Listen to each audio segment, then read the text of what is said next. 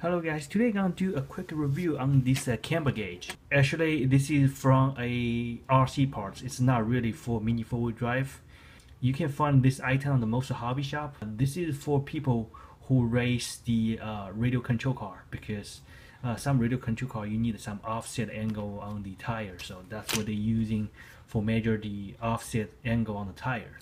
But in mini four-wheel drive we can using this one to measure the angle on the front roller setting. Okay, I think it's okay. It's not really that really useful because I believe 95% of racer they don't have this one, and it's only $10. So anyway, this one it is I think it's pretty good. I mean, you can tell how many angle you have in the front, especially sometimes you're not sure how many angle you have. And first, let's talk about the angle. Okay, if you ask me how many angle you want to put on the front roller, basically it's really hard to tell. It's really depends on the condition. It really depends on the track layout. But I can give you a kind of range. For example, if you're running at high speed, I'm talking about 100% high speed, like the track is completely 100% flat. There's no any jump, no any slope, no any like a regular like 3-lane change. Okay, it just have like the high speed like rainbow lane change. My recommendation on the angle setting it is between the 2 degree to 3 degree. Okay, because again, if you have more angle on the front, which means it's gonna be losing some speed. If you have less angle, you're gonna have more speed. But if you have more angle on the front, your car gonna be more stable. If you have less angle on the front, your car gonna be less stable. So it has disadvantage and advantage. It depends track layout, and it depends on the condition of the truck. It's really, it's really depends on everything, all the situation. So for truck conditions really good, I highly recommend using 2 degree because you still need a little bit angle to giving a little bit downforce on the corner, because that's the most people they flies off, because some people they fly off on the high speed because you don't have enough angle to keep the car stay in the truck. Okay, so you have to at least give 2 degree angle. I mean, I know somebody do 1 degree, but at 1 degree you're playing fire, because if the truck have a little bit gap, it's not flat and not even, when you hit a gap, your car gonna losing a little bit balance. So if you don't have enough angle, potentially you have like really high chance your car gonna be flies off.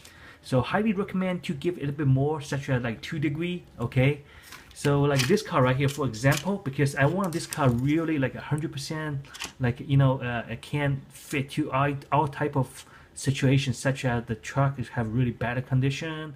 So that's why I'm using 3 degree on this car right here. Most of the times it's happened, it is the truck don't really tape well. So you got a little bit tape that peel off on the truck, you get a hitting the gap. So the 3 degree angle, which is right here on the ceiling right here, gonna keep my car really stable. Okay, to preventing that to happen. And let me give a better angle to take a look at my car right here. A lot of people say, oh, this is not 3 degree, maybe just 2 degree or 1 degree, because most people they look at my car right here, they don't really see too many angle on the front, but they do see a little bit offset, but not like 3 degree. Basically this is 3 degree angle. So that's why you better to having this tool you can tell how many angle you have.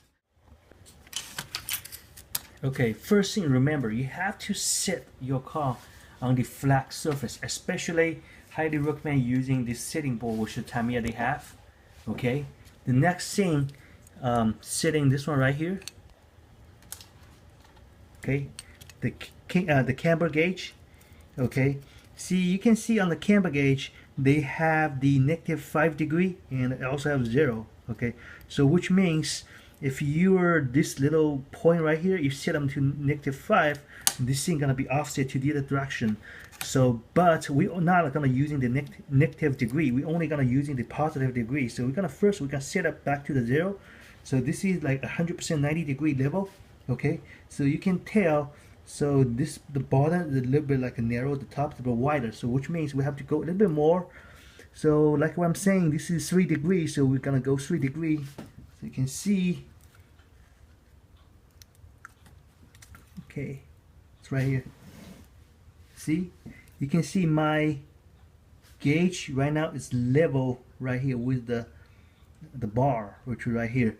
So you have to using the screws, or either you put like a spacer right here, or whatever, anything like longer to sit on the right here. So you can using that as the something you can giving a level. See that, like this one right here. So this is how it looks like. Okay, so this is 3 degrees.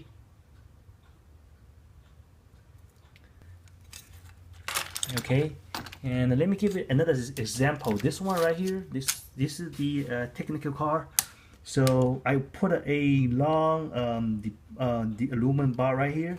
So in this case, see that right now it's not level because it's more than 3 degrees. So what I'm gonna do, I'm gonna keep moving like this right here. It's about right there.